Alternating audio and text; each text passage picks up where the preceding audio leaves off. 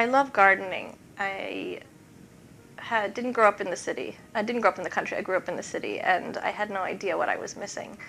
So now that I live out in the country, it's something that constantly attracts me. I can spend all day, if my body allows me to, out there in the dirt. So it's a beautiful experience, and it's very much like meditation, because it's an experience in which I have to look at what I'm doing and examine if the elements that I'm putting into that experiment are actually producing the results that I'm intending to produce.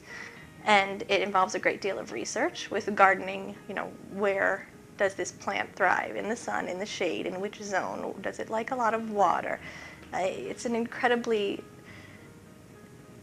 intellectual, research-based experiment. It's not as simple as it would appear. I love that. Meditation is very much the same, except it's works best when it's less intellectual.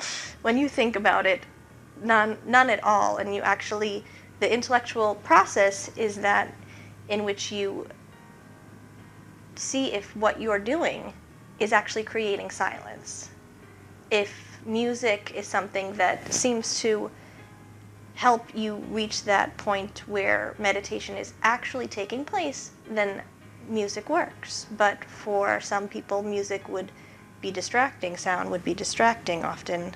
I mean, my personal experiences initially when I started meditating, I couldn't handle the least bit of sound.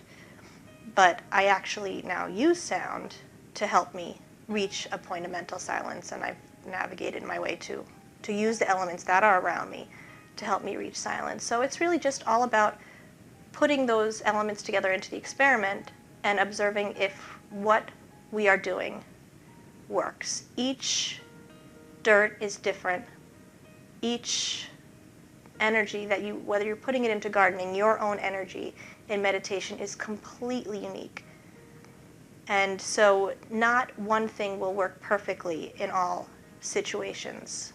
So it's a very individual, introspective process that can improve and will improve with collective learning. But in the end, it's all about that individual experiment.